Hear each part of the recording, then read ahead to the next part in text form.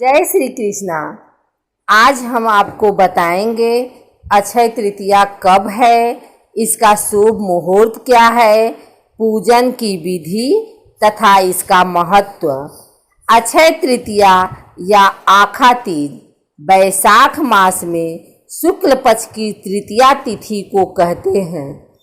पौराणिक ग्रंथों के अनुसार इस दिन जो भी शुभ कार्य किए जाते हैं उनका अक्षय फल मिलता है। इसी कारण इसे अक्षय तृतीया कहा जाता है। वैसे तो सभी 12 महीनों की शुक्ल पक्षी तृतीया शुभ होती है, किंतु वैशाख माह की तिथि स्वयं सिद्ध मुहूर्तों में मानी गई है।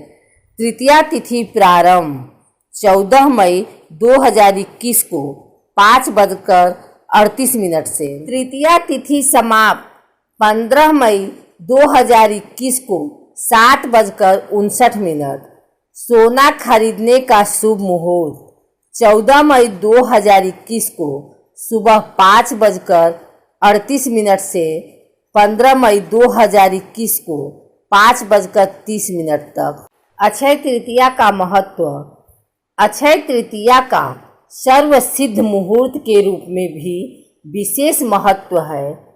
मान्यता है कि इस दिन बिना कोई पंचांग देखे कोई भी शुभ व मांगलिक कार्य जैसे विवाह, गृह प्रवेश, वस्त्र, आभूषणों की खरीदारी या घर, भूखंड, वाहन आदि की खरीदारी से संबंधित कार्य किए जा सकते हैं।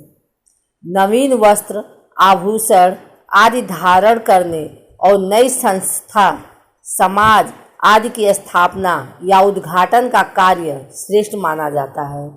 पुराणों में लिखा है कि इस दिन पितरों को किया गया तर्पण तथा पिंडदान अथवा किसी और प्रकार का दान अक्षय फल प्रदान करता है। इस दिन गंगा स्नान करने से तथा भगवान की पूजन से समस्त पाप नष्ट हो जाते हैं। यहाँ तक कि इस दिन किया गया जप, तप, हवन, स्वाध्याय और दान भी अक्षय हो जाता है। यह तिथि यदि सोमवार तथा रोहिणी नक्षत्र के दिन आए तो इस दिन किए गए दान, जप, तप का फल बहुत अधिक बढ़ जाता है। इसके अतिरिक्त यदि यह तृतीया मध्याह्न से पहले शुरू होकर प्रदोष काल तक रहे तो बहुत ही श्रेष्ठ मानी जाती है। यह भी माना जाता है कि आज के दिन मनुष्य अपने या स्वजनों द्वारा किए गए जाने अनजाने अपराधों की सच्चे मन से ईश्वर से क्षमा प्रार्थना करे तो भगवान उसके अपराधों को क्षमा कर देते हैं और उसे सद्गुण प्रदान करते हैं। अतः आज के दिन अपने दुर्गुणों को भगवान के चरणों में सदा के लिए अर्पित कर उनसे सद्गुणों का वरदान मांगने की परंपरा भी है।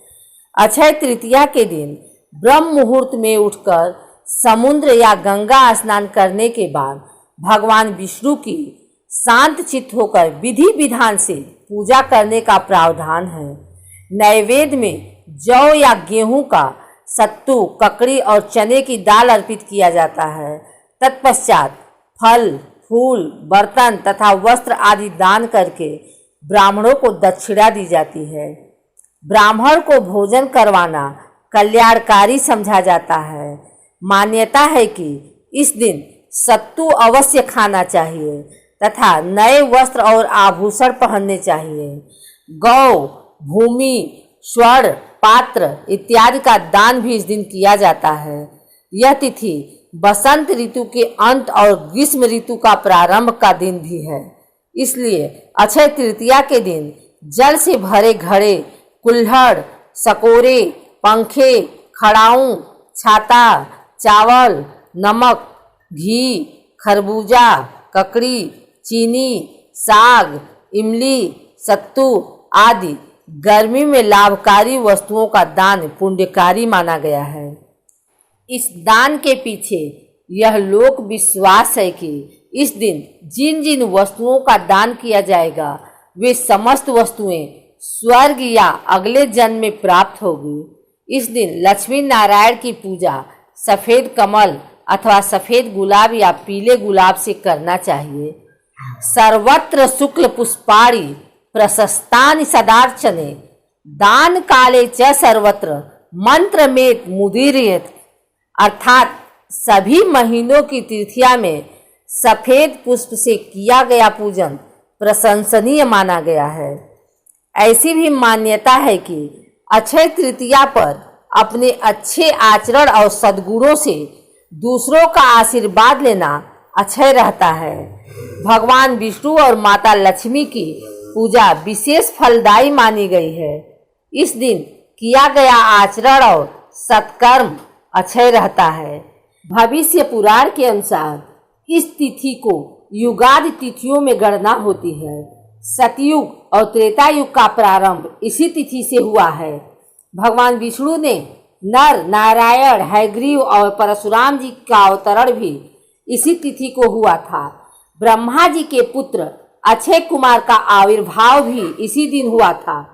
इस दिन श्री बद्रीनाथ जी की प्रतिमा स्थापित कर पूजा की जाती है और श्री लक्ष्मी नारायण के दर्शन किए जाते हैं। प्रसिद्ध तीर्थ स्थल बद्रीनारायण के कपाट भी इसी तिथि से ही पुनः खुलते हैं। वृंदावन स्थित श्री बाके बिहारी जी मंदिर में भी केवल इसी दिन श्री विग्रह के चरण दर्शन होते हैं, अन्यथा वे पूरे वर्षों वस्त्रों से ढके रहते हैं।